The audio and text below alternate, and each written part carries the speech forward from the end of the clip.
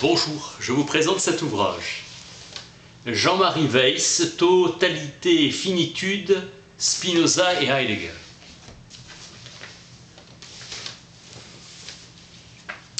Liberté et vérité, seule la connaissance donne accès à la liberté véritable.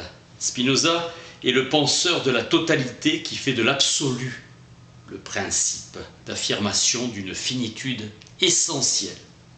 Heidegger est le penseur de la finitude ontologique, l'étant seule l'essence de l'existence finie. L'étant seule essence de l'existence finie. Spinoza propose une éthique excédant la logique de la métaphysique. Leurs deux pensées ne sont pas si éloignées qu'elles peuvent sembler. Athéisme, non comme négation de l'existence de Dieu, mais affirmation généralisée comme totalité infinie.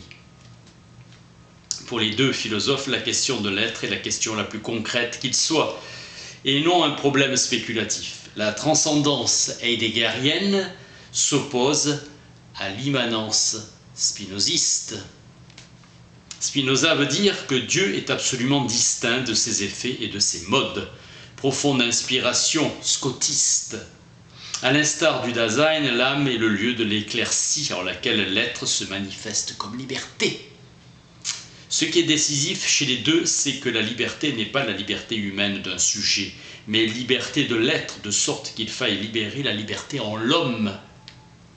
Comme une destruction de la métaphysique se recoupant autour de la question de la finitude essentielle. Spinoza déduit Dieu d'une substance préalablement définie comme infinie. L'éthique part de la substance pour construire l'absolu. Le Dieu de Descartes déserte la révélation pour entrer en métaphysique. Le Dieu de Spinoza n'est le Dieu d'aucune révélation. Le spinozisme part de Dieu. Le bien véritable ne saurait être un absolu transcendant, car bon ou mauvais se disent en un sens purement relatif. Hegel dit d'une philosophie qui affirme que seul Dieu est, n'est pas un athéisme. Le spinozisme est un acomisme. Il inclut le monde. L'idée de Dieu contient la totalité de ce qui peut être effectivement pensé. Ni Spinoza ni Heidegger ne partent de l'homme, mais de l'être qui ne peut être appréhendé qu'à partir d'un étant existant dans un monde ambiant. La force de l'idée prime sur la vérité, renvoyant à la manière dont le corps est affecté. Le désir se ramène au conatus et la volonté libre est illusoire. L'homme n'est jamais qu'une partie de la nature. Le bon est ce que nous savons avec certitude qui nous est utile. La doctrine de la vertu est une doctrine de l'utile, accord avec sa propre nature, degré de puissance. Le Dasein se caractérise par son ouverture. Le Dasein est conçu comme une substance, union de l'âme et du corps. Chez Spinoza, l'affectivité est un jeu de variations continues oscillant entre joie et tristesse. Son dérivé, espoir, crainte, structure l'ensemble de la vie passionnelle. Avec Spinoza, le vrai s'effectue dans la pratique concrète de la connaissance. Le vrai est lié à une détermination d'existentialité. L'homme est un être inachevé du fait de la finitude de sa puissance, toujours confrontée à une puissance plus grande. Le conatus est une force, une impulsion. Le conatus n'est rien d'autre que l'essence de la chose. Le désir est l'essence même de l'homme en tant qu'elle est conçue comme déterminée à faire quelque chose. Appétit conscient de soi, l'homme est un être de désir. Tous ses comportements procèdent du conatus. La facticité de notre existence tient à ce que la durée de notre corps dépend de l'ordre commun de la nature et de la constitution des choses. Heidegger répète que la philosophie est le choix d'un certain type d'existence dans la vérité, décision d'existence, expérience de libération de la liberté en l'homme. La tâche singulière de la pensée met en jeu l'essence de la liberté. Spinoza pose le problème de la liberté en termes de causalité. Par essence, Dieu est cause de soi et de toute chose. Dieu ne produit pas ses effets par la liberté de la volonté. Son activité ne consiste pas à produire le monde comme un artisan. Distinguer la causalité immanente comme principe de l'action, de la capacité et de la causalité efficiente comme principe de la production ou de l'opération. La production est immanente à l'action, car la production est le réseau de causes efficientes qu'elle implique, qui sont des effets de l'action immanente de Dieu. Il advient dans l'immanence de la production un devenir divin. Produire des effets, c'est agir en exprimant sa puissance comme un degré de la puissance divine. Dieu est cause de toute chose au même sens que cause de soi. Remonter de la causalité efficiente vers la causalité immanente. Spinoza parle de concept plutôt que de perception pour indiquer le caractère actif de l'âme. Spinoza récuse d'avance l'antinomique ancienne du déterminisme et de la liberté. Pour éviter une régression à l'infini, il faut trouver une origine conçue comme un être absolument nécessaire, par rapport à quoi toute production est dérivée, en remontant du fini vers l'infini, de l'effet vers une cause absolue. Spinoza rejette cette démarche régressive. Dieu ne peut être dit cause première qu'au sens où la substance est par nature antérieure à ses affections. L'infinité de la substance n'est que son rapport exclusif à soi, incluant toute chose. La doctrine de l'immanence suppose une théorie de la puissance. Seule la connaissance vraie donne accès à la liberté véritable. La liberté est ce qui se libère en l'homme. Être, c'est avoir à être tout en étant déjà. La liberté est une manière d'exister. La vérité n'est pas une simple affaire théorique, mais un mode d'exister dont l'autre nom est la philosophie.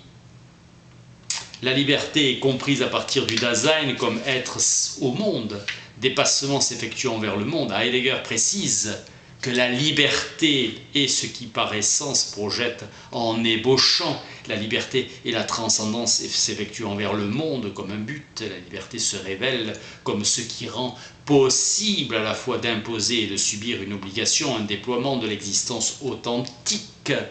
La liberté est l'origine de tout fondement. Si nous ne sommes pas maîtres de notre existence, nous ne sommes pas non plus maîtres de notre liberté. La vérité est dévoilement, la liberté est exposition à l'ouverture. L'errance est un autre nom pour la facticité déchue qui désigne la contre-essence de l'essence de la vérité. L'erreur est d'abord errance. Le fil conducteur de Heidegger est la question de l'essence de la vérité. Chez Spinoza, l'unique prend le nom de Dieu. L'éthique est une ontologie qui repose sur une pensée de la vérité de l'être. Heidegger appelle l'oubli de l'être cette déchéance au profit de l'étant. Toute impuissance est l'expression dégradée d'une puissance. La libération se joue dans l'immanence de la servitude. Spinoza dissocie la production de la création en comprenant l'activité divine comme une libre nécessité. Spinoza transfère à l'homme le savoir intuitif que la tradition a réservé à Dieu. L'inachèvement du Dasein permet de le définir comme fini, aussi longtemps qu'il est le Dasein à être. Il n'a pas atteint sa totalité, la finitude est incommensurable. La totalité. Heidegger rejoint Spinoza, affirmant que celui qui se donne à la mort le fait toujours sous l'effet de causes extérieures. La liberté est prolongement de la servitude. Spinoza élabore un chemin de la libération. L'homme libre vit par-delà le bien et le mal lorsqu'il est conduit par la raison. Adéquation. L'existence est d'abord affirmation de l'essence. L'homme qui est dirigé par la raison est plus libre dans la cité que dans la solitude où il n'obéit qu'à lui-même. L'homme est foncièrement être au monde, dans un monde commun. Le sage continue à être exposé aux risques de la servitude qui ne peuvent jamais être totalement supprimés. La rationalité est une métamorphose de l'ordre désirant l'âme humaine à la connaissance adéquate de l'essence éternelle et infinie de Dieu. Le langage est l'opérateur de la réification de l'absolu car il dépend des procédés de l'imagination. L'amour est une joie, ainsi les hommes s'emploieront à faire ce qui peut rendre les amitiés plus solides. Seul l'amour intellectuel est éternel car il n'est plus passionnel. Spinoza affirme que Dieu s'aime lui-même d'un amour intellectuel infini. Salut comme béatitude et liberté. Avec Spinoza, l'affirmation de la puissance du corps est condition de possibilité de l'éternité. L'affirmation de la puissance infinie de pensée est affirmation de soi en une béatitude qui est liberté. L'infinité n'est que la liberté comme mouvement d'advenu de la totalité. Dans la finitude, la liberté est notre ouverture au monde.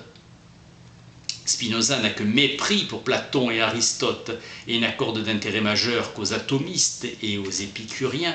Aristote n'a pas vu que la pensée pouvait s'autodéterminer par ses propres lois, que la cause d'une idée n'est pas un universel abstrait, mais notre propre puissance de comprendre. L'interprétation de l'écriture doit être immanente. Moïse a cru que Dieu était un feu, ce mot signifiant aussi colère et jalousie. Le nom divin par excellence s'écrit sous la forme YHWH, les voyelles ayant été ajoutées par les rabbins. La Kabbale affirme que l'étendue est le processus par lequel l'infini, en se dégradant, aboutit à la pensée et à la matière. Le Dieu biblique est caché et inconnaissable. Le représenter, c'est sombrer dans l'anthropomorphisme. Dieu est irreprésentable car inimaginable. Pour Spinoza, pas inconnaissable car l'entendement peut en produire une idée adéquate. Dieu n'est point tant caché dans le monde que replié sur soi, afin que le monde soit le Dieu qui se manifeste, supposant un Dieu qui se retire. L'absolu ne peut se manifester qu'en se distinguant de ces formes de phénoménalisation. On peut dire, avec Paul, que toutes choses sont et se meuvent en Dieu. Spinoza reprend les traditions grecques, juives et chrétiennes pour les unifier en sa doctrine de l'immanence où Dieu n'est pas l'un, ineffable, mais l'infinité des attributs selon une unicité parfaitement intelligible. C'est au niveau de l'absolu que la question du multiple doit être posée et résolue. Spinoza refuse de faire de Dieu un pur esprit lui attribuant l'étendue. Formule d'Heidegger, on ne quitte pas la métaphysique comme on quitte une pièce. Pour Heidegger, la compréhension fonde l'interprétation comme explicitation de la situation propre au comprendre par élucidation de ses présuppositions. Le sens n'est pas donné, mais produit. L'herméneutique est centrale pour Heidegger qui conçoit la question ontologique à partir d'une herméneutique de la facticité. L'herméneutique n'est plus l'interprétation elle-même, mais le discours des conditions de possibilité de l'interprétation, mode dérivé du comprendre et de l'explication. Dans l'interprétation des textes, il faut considérer les parties, eu égard à un tout plus vaste. Un texte ne fait jamais sens en lui-même. Le sens est inscrit dans un plan d'immanence. L'écriture n'a rien à voir avec la raison. Il ne faut ni rationaliser l'écriture, ni soumettre la raison à l'écriture. Retenir de l'écriture que l'aspect de la prescription morale. Moïse, Salomon et Paul n'ont pas eu la connaissance de la nature de Dieu. Christ est le sage par excellence, à l'analogon de l'entendement infini, comprenant les comportements divins comme des vérités éternelles. La situation historique du Christ est celle d'un sage s'adressant à des ignorants, rupture radicale et avènement d'une religion universelle fondée sur l'amour et non sur des lois statutaires. Le christianisme est une transformation du judaïsme liée à la conjonction de la décomposition de la religion juive et de l'impérialisme romain. Moïse a politisé le sacré et sacralisé le politique, célébration du culte et de l'obéissance aux lois. Rome fit reposer le pouvoir sur un mortel. Spinoza pense l'histoire à partir des Hébreux. L'impérialisme romain a rendu possible un État mondial permettant l'universalisation du judaïsme sous la forme du christianisme. Il ne s'agit plus de diviniser une communauté, mais l'humanité en général. Le Christ n'enseigne pas une doctrine